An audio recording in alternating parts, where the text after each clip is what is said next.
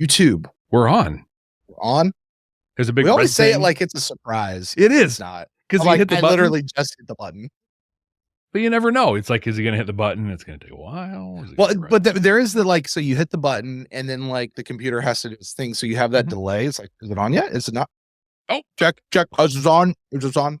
By the way, as a sound guy, I hate when people do that. Yeah. Just start talking. Test.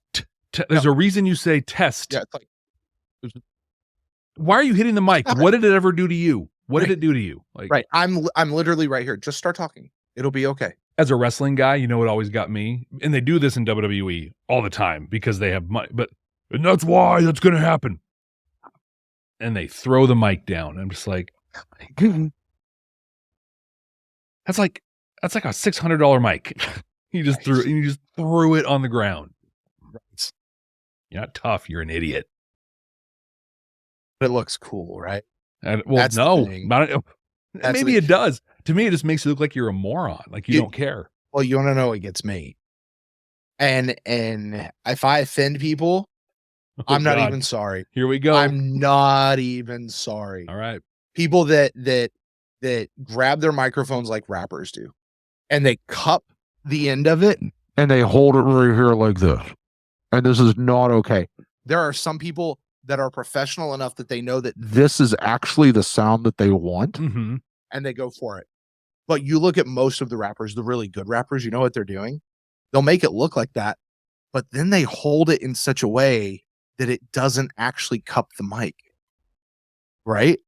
But the ones who don't know what they're doing, and then they wind up doing this, right? Like you're just doing it because it looks cool. That's not how you hold a microphone. No. Handle is here. The handle is where your hand goes. And, you know, it's got to take an audio guy who has a whole lot of chutzpah, who's on tour with any of these people, to be able to like, hey, let's talk about how you hold your mic, pal. Oh, but I've been doing it for so long. Like, I don't care. Look, yeah, you hired me to come make this sound good. So we need to talk. Also, you've been doing it for a long time, and look at the theater that you're playing. Like, it's the same theater you played last time you ran through here. Let's do some of that math. Yeah. So this is not what people are tuning in. They might be. Maybe they're like, hey, is this a Babylon 5 video where they're going to talk about mic technique again? Different kind of mic technique. No, this is Babylon 5 for the very first time. Jeff and I, two veteran Star Trek podcasters, we have watched Babylon 5 for the very first time. This episode is called Knives. We're about to record a podcast, and you guys are going to get the behind the scenes, the unedited, the unfiltered, the raw footage of how Jeff and I do this and put it together. This should go a lot more smoothly than last week. Not having any Xfinity issues. And honestly, it wasn't too bad. Yeah. There's a couple like where I was going to fake it. Like where I heard you can still hear me talk a little, like it's still high. I'm not a ventriloquist. Should we tell the people out there what my theory is as to why that happens for you over there? Yeah, you should. And then, and we should couple it with some pictures of the people, because then maybe, Please do. Hit them with the theory. That would be complete invasion of their privacy. I know, I could totally get arrested probably for doing it. Right. You know. No, so I mean, my basic theory is so Jeff lives at like the back of his subdivision. That's right? Yeah. Mm-hmm. I've never actually been to your house. I don't know. But you live at the back of your subdivision. So you're downstream of everybody else in your neighborhood. And I just think you got a lot of freaky neighbors that have a lot of OnlyFans, and they fire up their OnlyFans cams and they're just using all the bandwidth when that happens. That's it's a great thing about OnlyFans, right? It takes everybody. And I think that's a cool thing because, everybody needs a little love. Listen, far be it me from judging. You're just screwing up my stream, man. A fun story for everybody watching right now. Brent and I almost did an OnlyFans for bonus content, for what you can, like the Discord and all the stuff you can do with the link down below. We thought it'd be hilarious to do that. Not together. We would be individual. It was going to be the Babylon 5 for the first time only. It was going to be a safe for work OnlyFans. Same stuff you can get the link down below. We just thought it would be funny. It'd be hilarious. But then we also thought, because OnlyFans sells itself as, it's not just not safe for work stuff. It's a come create whatever. Mm-hmm. Whoever has fans can come and put stuff here. Honestly, a lot of my guys in the pro wrestling business, they use OnlyFans for their wrestling stuff, and they do really well on it. Oh, really? Yeah, like it's a very viable thing for them. It works. Dig fine. it. Yeah, dig it.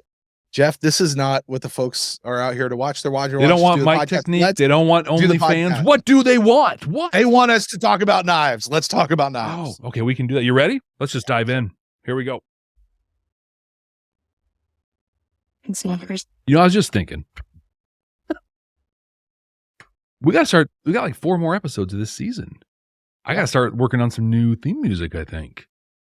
Oh, is it time to change again? I know. The cool thing is, like, they have versions of it that don't have the voiceover, so I can use that to build it. But I just hit the button. I'm like, oh my God, we're only going to play this a few more times. That's an interesting thought. So behind the scenes, Jeff and I have discussed, since we have been made aware that Babylon 5 changes its intro every season, we're going to change our intro every season. Just a little thought I had there. Okay, here we go. We'll do it for real this time. It's my first time. You know, Gilroy. First time.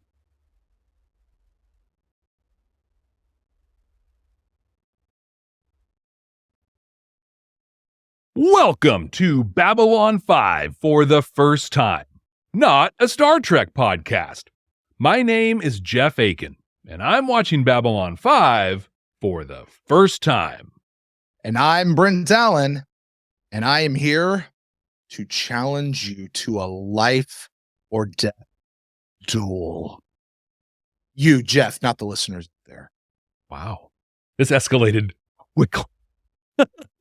Right out of the gate. Well, okay, fine. If we got to do it. Let me find my little fancy knife, and Let's get our little sting blades out here. No, I am Brent Allen, and I'm also watching Babylon 5 for the very first time. Jeff and I, 2 veteran Star Trek podcasters, watching a not Star Trek show, but we are applying that filter that we have gained as Star Trek podcasters. We're applying that lens, that skill where we look for the deep moral messages, the mirror to society, the hope for a better future. And we're going, does Babylon 5 have any of that? And how much did Star Trek rip out of Babylon 5 that might put that in there? Anyway, and we're also going to talk about how much we like the series. And while this is not a podcast about Star Trek, it is actually a podcast about Mass Effect. We learned last week in the interim time, the Casey Hudson, who, just a little wrapping this all around, Casey Hudson, who produced Mass Effect, directly credited Babylon 5 with a lot of his inspiration. But he said a cool thing. Mm-hmm. He said, yeah, we ripped off Babylon 5, and we also ripped off this, and we ripped off this, and we ripped off this. Just like Babylon 5 ripped off this, and ripped off this, and ripped off. Everybody rips off everybody. So you just enjoy everyone's take on it. But we're not going to rip off from Star Trek in this one much, right? So we each get 3 references to Star Trek. It's the rule of 3. Once we make them, we're done. So all we get is 3. That's it. 3. 1, 2, 3. No substitutions, exchanges, or refund. Now, Brent, but you know what we do have, Jeff? What do we have? We have unlimited amount of references to everything else out there. I know, and we dive right into those a lot. Well, Brent, this is the part of the show where normally I read messages that we've gotten from listeners or viewers or share some reviews, but I thought that since we're kind of nearing the end of season 2, we might do something a little bit different today. And I want to recognize some of the people who work behind the scenes on Babylon 5 for the first time. Cool. So people don't know this necessarily, but we actually have people who help us out. And there's 2 that I want to just take us like the time that we would to share the things for us to recognize them. So Ira helps a lot. If you've watched any of our video clips, stuff on my Instagram, on the Twitter, or the little news feed thing in YouTube that even though we use, I still don't understand. But she does. But Ira does some really great work, does some graphic support for us and stuff. Yeah. So just wanted to say thank you to Ira. Ira's awesome. Yeah. She's also super cool. Jeff told me about Ira when we first started doing this. I was like, that sounds fun. And then I've become a beneficiary of Ira's work, and I am super grateful for her. She's awesome. She's great. If you follow any of my Starfleet Leadership Academy stuff, 90% of what you see is her work. Like she's fantastic. And it was pretty validating a while ago. She reached out. She didn't have a lot of extra work to do. And she says, hey, do you have any extra Babylon 5 stuff? I really like working on that show, which is cool. But I'm also like, don't you like working on my other show too? Ira, when you hear this part, the answer is just say no. Just rip the Band-Aid off and no. Just give it to me. But also, so we kind of made the choice to not, sit here and talk about, I'm just going to say the link down below that supports this show. But one of the things, if you follow that link down below, we've got a Discord, and in that Discord is a really cool section, the red sector, where Brent and I are not allowed. Right. We don't get to go there. And you can talk about whatever you want. Well, Nia has stepped forward to moderate that for us. And oh my God, has done such incredible work, just setting everything up, helping onboard people. I was going to say, Nia did a lot more than moderate. Yeah. Nia freaking set the thing up. She is a rock star. Big time. And I mean, So I just, I love when our listeners and our viewers interact with us and share things, but also like the people who are working to help this show be great for all of you. So Ira, Nia, thank you. Thank you. This is for you right here. Yes. You get a 5-star review. And I'll give you this. I don't think that's a nice thing to do. It's fun though. It's funny. It is. It's better than this. There's that.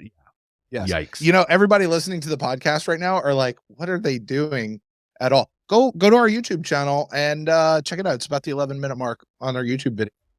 And subscribe while you're over there. Absolutely.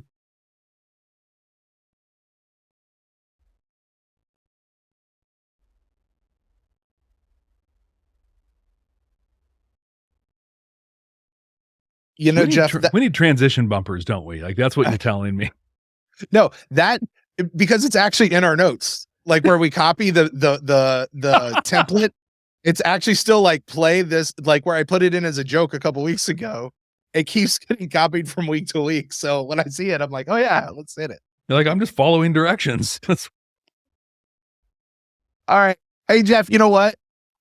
We like to play our games here at Babylon 5 for the very first time. And along with the rule of 3, the other game we like to play is when we get to the end of the show and we try to guess what next week's episode is going to be based on title alone, not having seen anything or knowing anything about what's happening. And this is the spot where we have like part 2 of that game, where it's time to pay the piper and take a look back last week to see what we thought this week was going to be about and how close were we. So, Jeff, what did you say Knives was going to be about? I thought, oh my gosh, when this episode started, I was just like, I nailed this.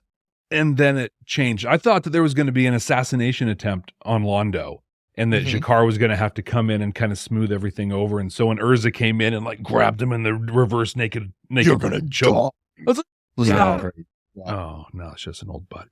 Yeah. What about you, Brent? What do you think? Well, I think I was joking and referring to the plotline of a movie that also uses the word knives, but I basically said murder mystery. And so I thought I nailed it as well when Sheridan goes down into like the Bermuda Triangle of Babylon 5 and he finds the dead body. I'm like, yes. And then he gets hit with the hand and I'm like, oh, something different now. Okay. But I did get something that I really want. We'll talk about that later. Okay. Something I've been begging for episodes now. And we'll talk about that. But Jeff, while you and I discuss what we got right, what we didn't get right, before we get into all of those other things, why don't you take a moment? Let's remind the folks out there listening exactly what happened for reals in this episode, Knives. Baseball. The station has an incredible looking baseball field with an incredible view of the entire Citadel. I mean, the station. Reaching out all the way from home plate. Sheridan has a pretty mean swing. And did we know that Garibaldi was a lefty? Well, either way, Garibaldi talks about some weird readings from the triangle, and Sheridan channels his inner Sinclair again and decides to investigate. Alone. Shockingly, things don't go awesome as a Markab corp, how do you even say that? Markab? I didn't catch it. Markab corpse with bad gas spasms. Oh my God, I cannot. Talking about gas spasms. Well, it's not a guess. Oh wow, this is YouTube. This is all for you. All right, You can try that again. Yep. Either way, Garibaldi talks about some weird readings from the triangle, and Sheridan channels his inner Sinclair again and decides to investigate. Alone. Shockingly, things don't go awesome as a Markab corpse with bad gas spasms and grabs Sheridan's face. Yikes. While Sheridan deals with blurred vision, headaches, and weird visions, Londo greets an old friend, Urza Jada. They grew up together, and their houses have been aligned since the earliest days of the Republic. He's not here just to visit, though. Nope. He needs a favor. Lord Rifa and the crew that took power after the Emperor died are taking rival houses out by declaring them traitors to the Republic. This is going to happen to House Jado, and Urza wants Londo, the rising star from House Mollari, to vouch for him. Well, he agrees. I mean, they're old friends, right?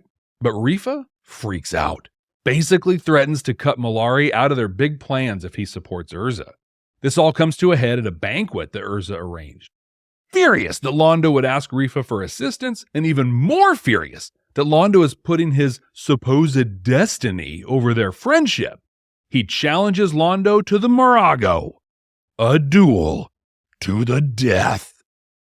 Londo accepts, and we get another round of old man fighting. Last time it was Jakar and some Narn. This time it's two old Centauri with cool knives called Qatari. I suppose that calling the episode Qatari might have been a little confusing for people, so we get knives. Well, despite all the odds, Londo wins, and Urza dies in his arms. Reflecting on Urza's visit, Londo appreciates his genius while he mourns his friend. All he wanted was to protect his house and his family. The rules of the Moraga are clear. Londo won, so House Jado is now a part of House Mollari. They will not be declared traitors, and Urza will be remembered with honor. Well, Sheridan is in a bad way. Franklin orders him to rest for a few days, takes him off duty. To relax, he hits the diamond again. Garibaldi joins him and shares that the Markab that died had passed through Sector 14 before coming to Babylon 5. Well, I can't think of any better place than home plate to share incredibly confidential state secrets, and neither can Garibaldi. He tells Sheridan about Babylon 4 and gives him a copy of the Babylon Squared episode. If you'll recall, Sector 14 is where all that stuff went down. Well, Sheridan figures out that this I'm top-notch today. Well, Sheridan figures out that this life form that inhabited him from the gassy Markab just wants to go home, or at least that's what he's going to bet on. He hops in a Star Fury and he's off. Garibaldi chases after him, and he sees that he was right. The life form thingy sucks out of his head and into a tachyon portal had opened up. Sheridan passes out. Garibaldi grapples him, and they're back to Babylon 5, safe and ready to fight another day. Brent, what did you think of Knives?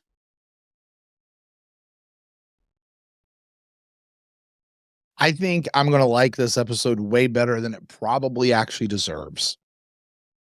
Just because I fully believe this is where we finally officially kick off the redemption of Londo Mollari. Yep, absolutely. That is, and I am going to hold this episode in high regard because of that fact alone. Now, let's couple that with our guest star in this episode, Carmen Agenciago, I think is how you say his name. I don't know if you know who he is. He plays Jacob in Stargate SG-1. Okay. And I'm not going to say any more because you're going to eventually find out what that is. Fantastic character, fantastic actor. You talk about actors that elevate an episode because they're in it. And I think Carmen absolutely did that.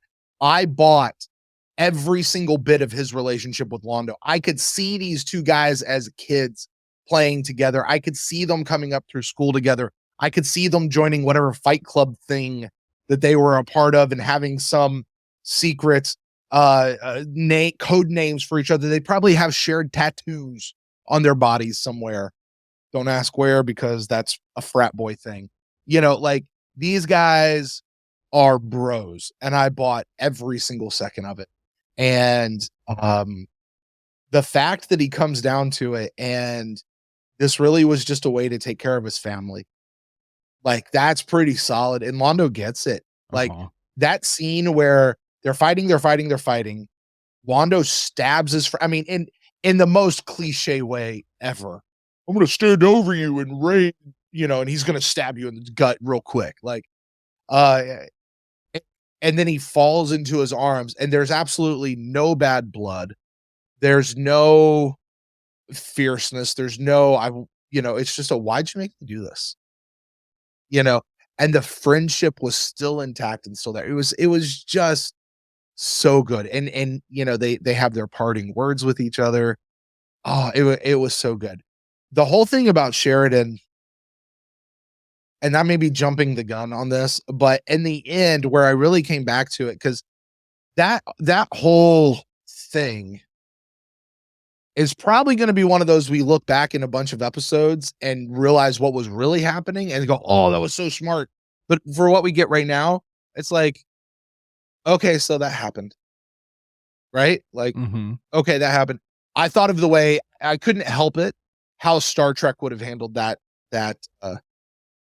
storyline, and it would have been really close to just the line of demarcation would have been a lot clearer. And we'll talk about that, I'm sure, here in just a little bit. But overall, I liked this episode. I don't know that this is a kick everything into high gear. Like, I don't feel that we're moving everything along in this episode that I wanted. But if this episode was like an episode 8 or 9 or 12 or 5 or episode 3 out of the season, it would have made the season a lot more bearable. Yeah. How about you, Jeff? What did you think of this episode? This episode to me felt like, if you take out the death, like the actual killing, of Urza in this, this whole episode felt like an episode of like He-Man or She-Ra. Yeah. To me, Yeah. But that's probably because Larry DiTillio wrote it. And okay, who's that? He is the guy who wrote the show Bible for She-Ra. Do you know who? She-Ra has a show Bible? Yeah, with very, very complete and dense character descriptions that exist. What? Yeah. And we're talking 1980s Filmation She-Ra. Yep. So Larry DiTillio wrote a couple episodes of He-Man, and then they wanted to do the female version, She-Ra, and they hired Larry to put the story editing for it and put the Bible together, and he went all in. Wow. Came up with all the names, right? Flutterina, Mermista, all She-Ra, Adora, Glimmer, all of the names, and then just really long, dense character descriptions. But here's the cool thing that connects it even more. Do you know who helped him write that show Bible and then became a story editor on She-Ra as well? Tell me it was JMS. It was JMS. There you go. So Babylon 5 was born in Etheria, really, which is a fun thing. Now we know this. The new version of She-Ra and the Princesses of Power on Netflix, which is a fantastic show that I don't care how old you are, it is really well done. But they talk, and one of the key storylines through there is unlocking what the first ones were doing and how to use the first one's tech and how the first ones can fight off the Horde. So kind of cool. But Brent, I felt the same way that you did. This episode was dumb. It was kind of stupid and fun and whatever, but I really enjoyed it. And I think a lot of it had to do, Carmen, whoever played Urza was so good. He wasn't David Warner good. Like David Warner is the high watermark, but he took what could have just been such a cliche of a story and he gave it emotion and feeling.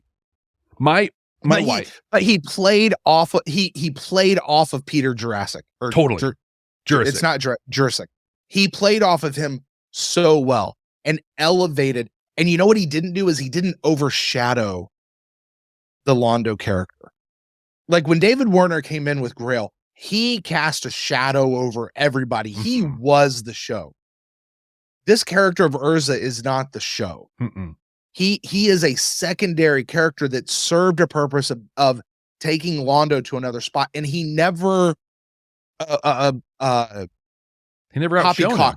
Yeah, he in wrestling terms, what do you call that when you have two wrestlers that come in and they elevate each other? Yeah, they give each other the rub, is what it is. They give, is that what you call it? Give them the rub. Or like somebody who's the champion who's facing somebody else, and that the other person, like their job is to really kind of lift the champion a little higher. Right. Get him over is the other you say. Okay. And it's interesting because like you'll hear people talk now and get over in wrestling means win. Who's going over? No. Getting over is like who gets elevated in this. And yeah, Urza totally got Londo over. And it was he played Carmen understood the assignment. And he did it great. Executed perfectly. Yeah. It was a weird watch for me. So my wife is Lebanese, and there's a definite culture to the Lebanese. I'll tell you that family events, there's a lot of great food, a lot of music, and they're really, really loud. Great for introverts, right? Oh yeah, it's super comfortable. But like every interaction between Londo and Urza, I'm just like, this is two old Lebanese men who, like, one stayed in Lebanon, one moved to America, and they're seeing each other for the first time in 40 years.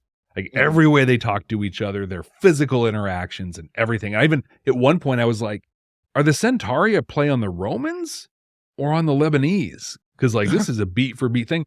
But right. I say that not just because it's an observation I had, but one of the things in the Lebanese culture I've observed is that like that friendship is so deep. And even when they kind of talk a little more formally, you know, my brother, now that we have seen each other, I will throw a banquet so we can celebrate each other and celebrate our friendship. Like that's a total Lebanese thing. We're gonna spend $10,000 on some dinner because I haven't seen you in 10 years.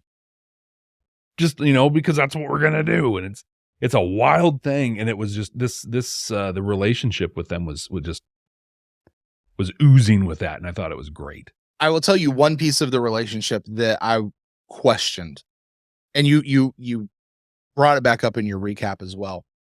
When Londo goes and talks to the dude the dude who took over Centauri, what's his name? Rifa, Lord Rifa. Yeah, Rifa. He goes and talks to Rifa, and then Londo comes back. He's like, "Hey, I cleared it with Rifa. We're gonna be cool, man." And Urza jumps all over Londo. How could you betray me? He's the one who's doing this. You should have said that before now, buddy. Like, give the man some information to work with, or just tell him and don't jump all over him. Like that one, I just thought that was so weird. And they went from, well, if you can't pick me up now, we must fight to the death. And I was like, that escalated really fast. Like, I think it makes sense though. I think it makes sense in that, like, there are, to use a Frank Herbertism, there are plans within plans happening here. So he shared, like, to me, one of the big ahas in the Centauri thing was he shared that they knew the prime minister was killed and he didn't kill himself.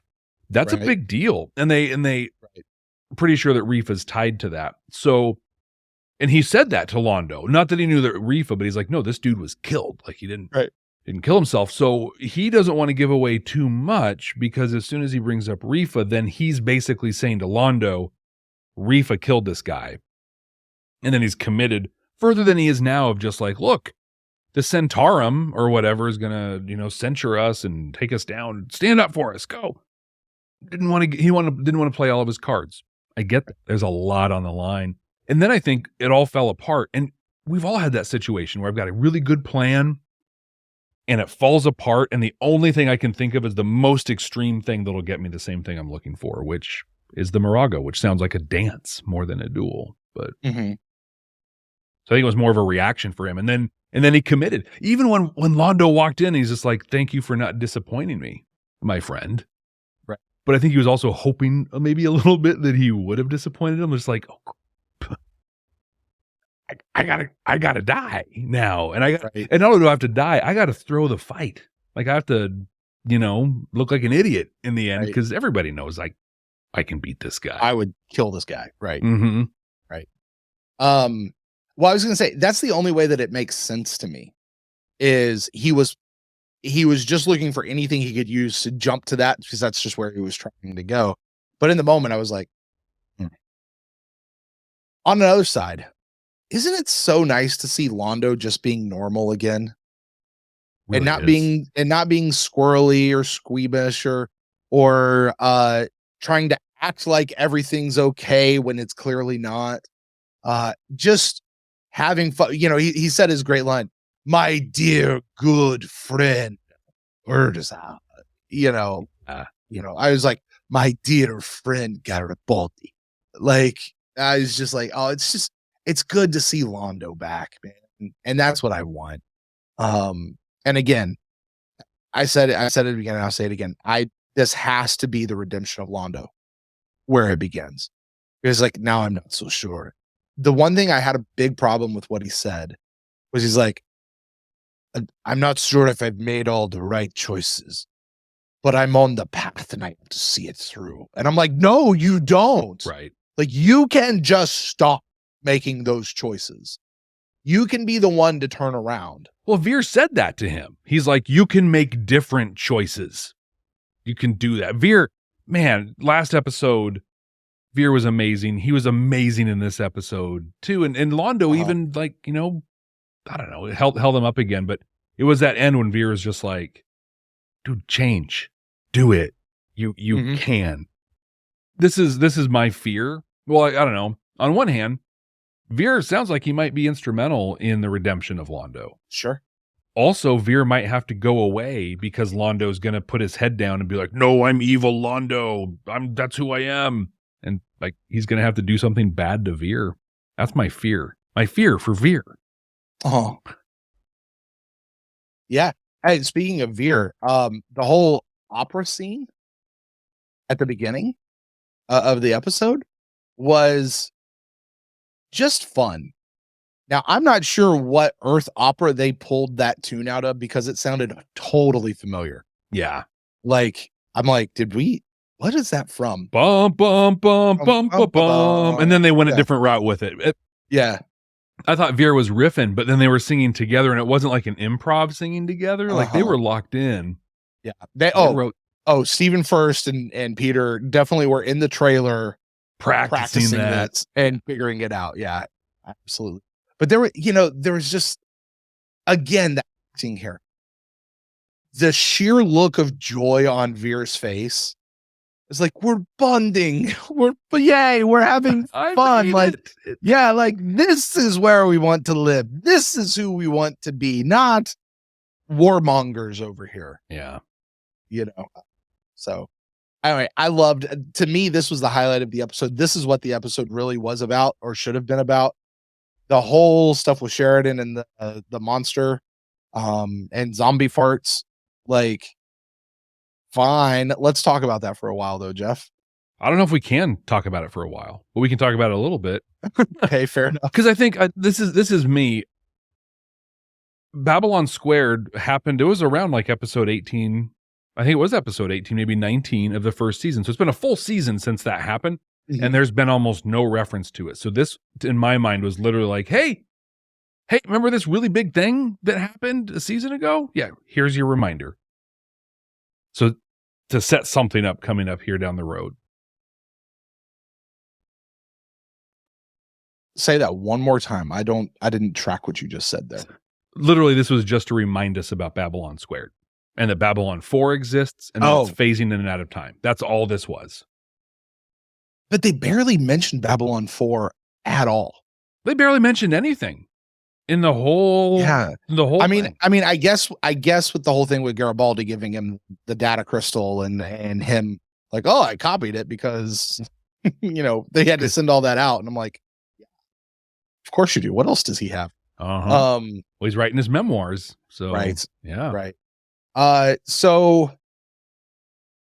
I legit jumped when the dead guy grabbed Sheridan. Yeah, that was a good jump scare. Like that was well placed. And I should have seen it coming. Absolutely should have seen it coming. Did you have this thought that this episode would have been really weird if Michael O'Hare was still around? Oh yeah. Like he couldn't have pulled this off. I don't know. Yeah. But I also Really? don't think it would have had to have happened this way. Right. So this was to remind us, the viewer, about Babylon 4 and all that. But they had the vehicle of needing to let Sheridan know about. Like, that was the thing too, where I was just like, I guess he wouldn't know about that, huh? Oh, yeah. Right. Okay, cool. But he never got to read the mission files. So, because that's how you fix everything with Sheridan knowing what happened during the first season. Oh yeah, I read that mission brief. Mhm. Okay, cool. Okay, so let's just talk about what was it. So the dudes were passing by this planet moon thing, whatever, and this thing is looking for a ride home, and he hitches a ride in this dude's brain. This thing that is what did Franklin say at the end? It is some sort of pure energy, something we don't even know if we couldn't do it, and I'm thinking, so he's hitching a ride. He's kind of imprinting himself on the brain of said body, the Markab, and then Sheridan. He gets transferred to Sheridan, and Sheridan is going crazy. Now, he wasn't controlling Sheridan, right? No, he was just showing him visions. Yeah. And that led Sheridan to taking some time off and then getting a Star Fury and basically taking him home. Mm-hmm. And then his soul gets sucked out. Because I was literally like, okay, was this an alien leaving his body or did his soul just get sucked out? Oh, wow. I thought it was this a space dementor out here? Or like, I was trying to figure it out in the moment. And I'm like, but you're not going to get rid of Sheridan. So he's got to be okay. Yeah. I think in my mind, the alien doesn't matter. Like it matter. I think you said it in your opening thoughts. If this was Star Trek, it would matter. Here, it was just a thing that now see, I want to push back on that. Okay. Because I think this alien might matter. And specifically the type of alien that it is. So it's an alien that we don't know anything about. Our instruments can't detect.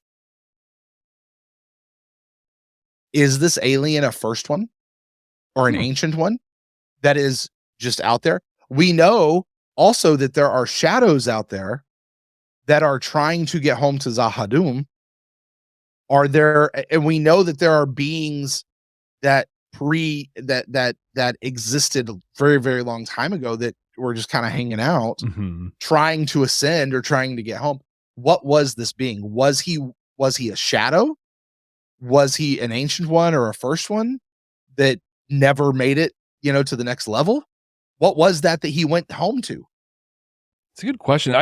I assumed that tachyon portal opened up to whatever time period Babylon 4 was going back and forth to. That was a total assumption, right? There's nothing that said it was an ancient one traveling to the future. Yep, because that's my thought. Is what following your line of logic is that the first ones are going to the Great War with Zathras. Yeah, okay, you got something. Dude, well, I mean, so if Babylon 4 is bumping around time and can even go back millions of years, like, are we gonna? So when the Great War explodes and everything, remember, like all these cultures have fought the shadows and they've only defeated them, not destroyed them. Mm-hmm. Okay, play with me. What would then make sense? Is this just another we're going to defeat them, or is this where the shadows actually get destroyed and end the threat to the universe like once and for all? And if so, is that going to require all of the strength of the ancient ones, the first ones, and the people today? And Babylon 4 is bouncing around time like Bill and Ted's phone booth, collecting people and bringing them to this time to do the fight. Like, is that where the story's going, Jeff? That'd be pretty sweet. It would make sense. Like, I like that story. Yeah. And so in this case, it's like, here's this awesome first one energy being that we don't understand. And look, I'm on my way. I was on my way to the big fight. You're going to be there pretty soon too. Right. And Zathras is the one. And then it would make so much more sense that Dr. So-and-so a while ago was Socrates from Bill and like all of the pieces start falling into place. And if Rufus shows up, dude, I'm out, man. They're just wild stallions. They're just Death like shadows. shows up playing bass. Exactly. As part of Bureau 13. Well, because you know who Death was, right? Oh, yeah. It was William Statler, It was right? Sloan. Exactly. Oh, dude. I'll take it. I'll eat it. It's fine. That was mine. I'm the one who named him. You named the actor. I had to go all Deep Space Nine on it. Okay, speaking of Deep Space Nine, I know we talk about how like pulling things from one to the other just seem a little weird, but people always say, well, just when you see all the little things. Do we make the captain being a baseball dude? Do we make anything out of that? Or is that just ridiculous and let that go? I have to put myself back in the early 90s. Uh-huh. And like, I feel like baseball was a bigger deal back then than it is now. Yeah. You know, and maybe it was just more like, it's just more of a cultural thing that resonated. Yeah. I think it's ridiculous. If it was Sinclair a baseball guy? I don't think Sinclair was a baseball guy. No. But I mean, and that's the thing about Sheridan being a baseball guy. We're 18 episodes into his run, and this is the first thing we're hearing about it. Well, we knew we knew it in the second episode when he was talking to his sister. We did. Yeah, that's why when they had the store, he wanted to get the baseball gear for his sister. He asked for a baseball hat. Mm-hmm. What did he say to his sister? I don't remember this. That she loved baseball and he played. Like there was some stuff about baseball back in Revelations. I do not remember that at all. Okay. I you don't remember them. You don't remember them saying Zaha Doom, like, which is literally. They did not. Like, no, you're lying to me. You are lying. They did not say Zaha Doom back then. Totally did. Okay. So did you notice his baseball hat? Mm-mm. So at first I thought it was a Babylon 5 baseball hat that he had just asked for in the last like episode or two. Mm-hmm. Right. Like I was like, oh, look, he like stole one out of the merch shop, which I guess is not on Babylon 5 anymore because he kicked him off, but whatever. But then I got like a closer look at it. No, he was wearing a USS Agamemnon or EAS Agamemnon. Really? Yeah. Which, I mean, that rings true because think of the old Navy guys that you know of now. They still wear the cap of their ship that they were on, you know? I still have the cap from my you're boat. an old Navy guy, Jeff. I am. You are that guy. I don't wear it. The thing is gross. It's old and it's gross, but I still have it. Jeff, that's all I have except for the Star Trek. Like the only thing I want to talk about is how Star Trek would have done this episode differently. Okay. So did you have anything else before we get to that spot? Oh no, I have like 4 notes on this whole episode. Yeah, that's me. So okay, so wow, here we go. So here's the thing. I was thinking that if this was a TNG episode, specifically TNG, right? Maybe you could push it to Voyager Enterprise, but really this is a TNG episode. I feel like we've seen this setup before. Alien entity attaches itself to main crew member, right? Causes main crew member to go crazy. Main crew member eventually sees and understands what's going on. Now, here's where it gets different. They realize that this thing, which they thought was this big danger, is actually just trying to get home. And they then work in cahoots with it to try to send it home. Like that's the Star Trek twist is they actually embrace the alien. You know, now it may have shifted to where the only one who really knew was the person themselves and the rest of the people were just trying to protect their guy. And we come back at the end like, no, I knew he was just trying to get home and I couldn't say that to you guys because of whatever. And, you know, thanks for not blowing me up and let me, you know, go take him home. But it would have been this like, we respect life and we're trying to, you know, explore and meet new creatures out there. Connecting and communicating and helping and doing all these things. Absolutely. And that's sure. that's not where this one went. Like this one went like 85% of the way, but then just fell short of that message, which is fine because this is not a Star Trek show. It went 85% of the way and then rolled back 10 because Franklin had to big time it and be like, well, if it's a life form, I mean, we don't understand anything about that. I mean, what kind of life could that be? Because we understand it. I was going to say, we know with Franklin, if he doesn't understand it, then it's not real. Yeah. It's not legit. So and that totally shined through on this one. Right. Well, Brent, I think we've reached that part of the show where we boil all this down. Speaking of looking at it through a Star Trek lens, but we see if it has any of that Star Trek-y quality to it. Deep moral message, or maybe it holds up a mirror to society, gives us hope that we can do better in the future. We're going to do this by me rating this on a scale of 0 to 5 deltas as to how Star Trek-y this episode is. And Brent, you're going to rate this episode on a scale of 0 to 5 Star Furies. Just how much we enjoyed this episode. I'll start with the deltas, and I'll just tell you right up the top, I'm giving this one 4 deltas. There's some people that told us that we should have watched this before we watched In the Shadows of Zahadum. But frankly, I'm glad that we watched in this order. I think it was supposed to remind us of Anna in this one, and then like the big, Morden knows Anna thing was supposed to be a big deal. But what I liked about this order is the juxtaposition, to use one of your favorite words, of the Star Trek messages, right? Last one we talked about the needs of the many outweighing the needs of the few, and how they flipped it on its head and went a whole different way. Well, this time we went in on it. So last time it was about Sheridan making the call to not go get revenge on Morden. That would save billions of people. And they justified that with the whole Churchill and Coventry example. But in this one, we see the opposite. We literally watch the Babylon 5 version of Spock's sacrifice in The Wrath of Khan. Urza sacrifices himself without hesitation, without any pretense, without any fanfare to save his family.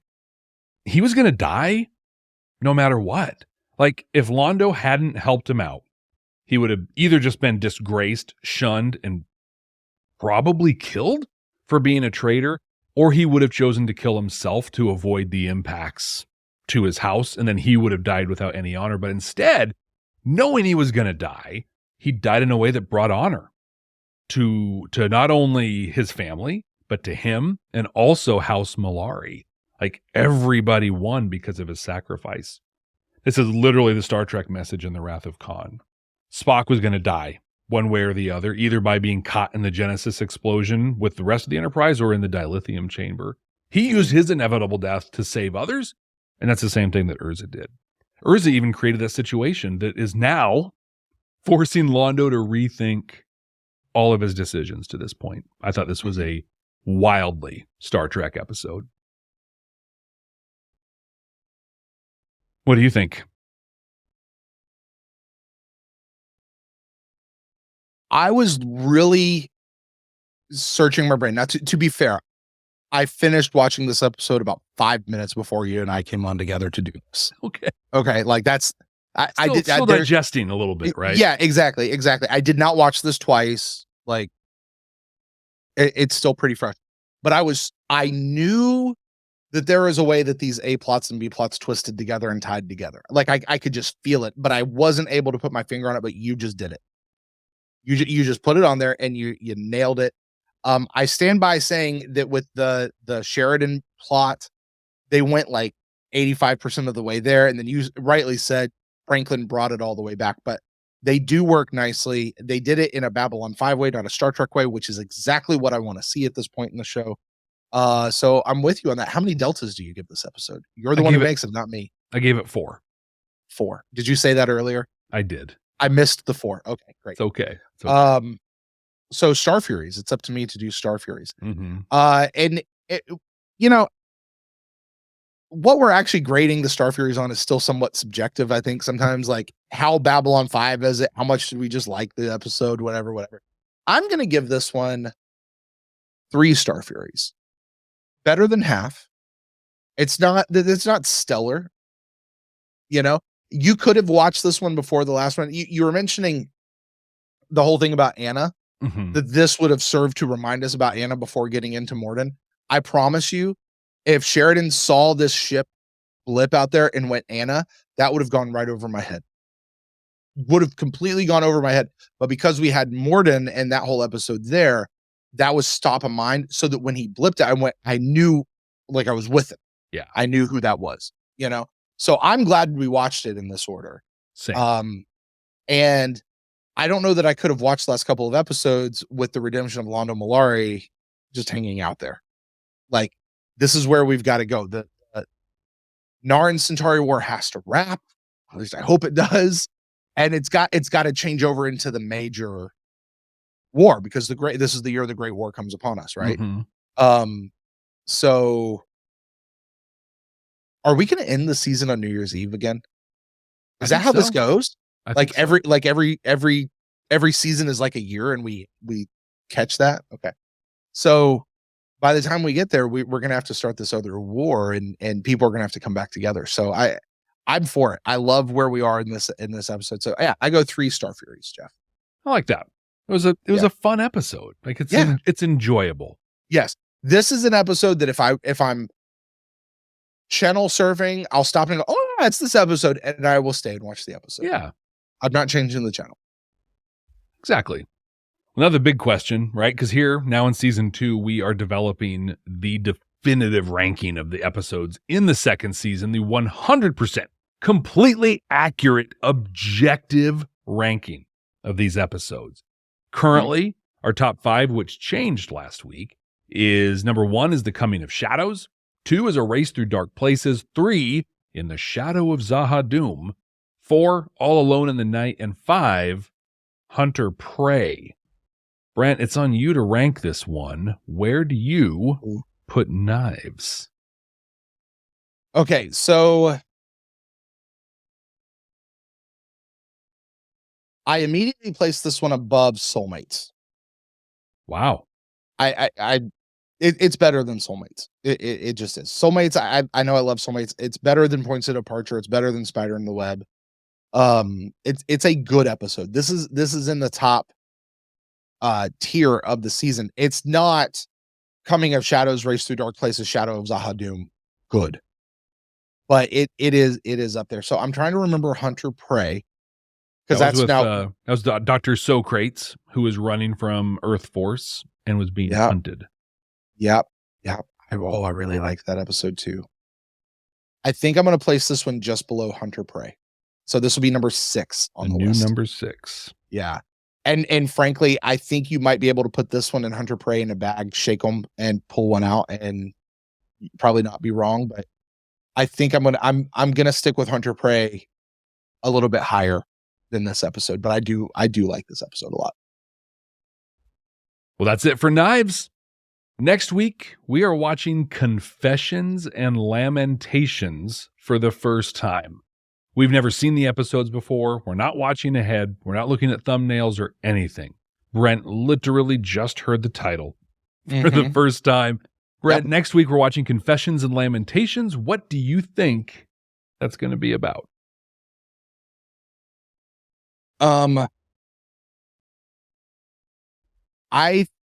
I think this is a Kosh episode. We've been getting more and more Kosh lately, and I think that's going to continue. And, Sheridan asked Kosh, teach me how to kill these guys. And I think it's like a training thing for Sheridan. And a part of that might even be like Sheridan has to cleanse his soul. Erase everything I just said. Okay. Confession. You know what a lamentation is? I know you do. A lamentation, you're crying, you're grieving over usually your own sin. You're confessing, and then you're crying over your own sin. If this is not the furtherance of the redemption of Londo Mollari to Jakar, Londo and Jakar come back together in this episode. That's wow. That's what I'm saying. Oh, this is it's not this episode part 2, because this episode could have filtered. It really could have slotted in several different places, but it leads into Londo and Jakar having a reunion of some sort. Wow. That'd be great. A coming to Jesus, if you will. Right. A coming to Jaquan. Yeah, I was going to say. A coming to the great egg. Finally. Yeah, I don't know on this one. My guess is that we're going to get another Ivanova diplomatic episode, but this one was some stakes, right? So one of the non-aligned worlds comes at her. They want her to deal with this for some reason. Maybe they're a matriarchal society. Like maybe we get some of that, but she's got to deal with this. It's something heavy. They're accusing one of the other non-aligned worlds of something big, and there's like the possibility of all the non-aligned worlds exploding over this. So she's got something real.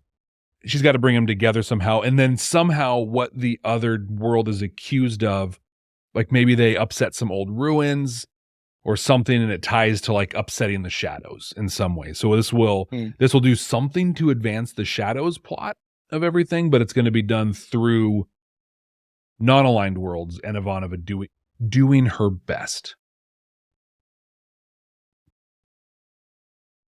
But we're going to find out what Confessions and Lamentations is about right here next week.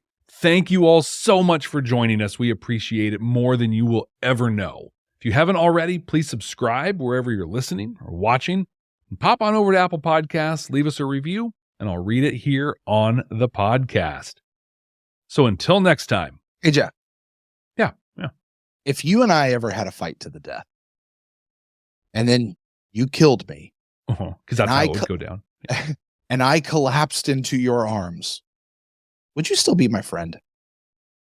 Yeah. And what would your final words to me be? Brent, my friend, my good friend, Brent Allen. Peace, and long life.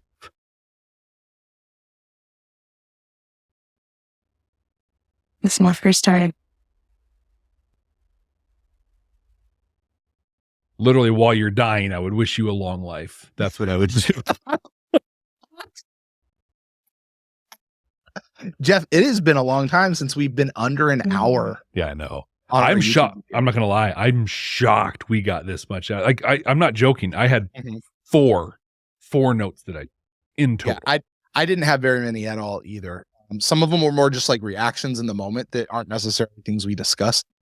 But yeah, I didn't have much either. But I like episodes like this. Yeah. A lot of times. Like, keep me engaged. Don't leave me with a bunch of questions. Like, it shows the power of Londo. Or it shows the power of character, like good character development. Because like that's what we have with Londo, and we care about him and we want things to be better for him. And so you tell a story that even teases that. And as well as this one did, that's good stuff. I do. I like it. So, hey, Club 65, you guys are awesome. Just for the sake of not going over an hour, Jeff, I'm not going to make this a long outro. Like, we've not had this in a while. I'm trying to make it go right up to then. Okay. But I'm not going to do that. No. We're going to get out of here because I'm going to hit the button and the computer's going to take a while and it's going to be like 101. You know, like when you're pumping gas and like you're almost right at the thing, and then you're trying to creep it, and then you just go right over and like, it was like when I turned 21 and I had a 6-pack of beer and I was watching the clock because I was 20, and when it was midnight I was going to run it across, and she ran it across at like 12 and almost 12:01, and I was just like, and then she didn't even card me because I looked like an old man.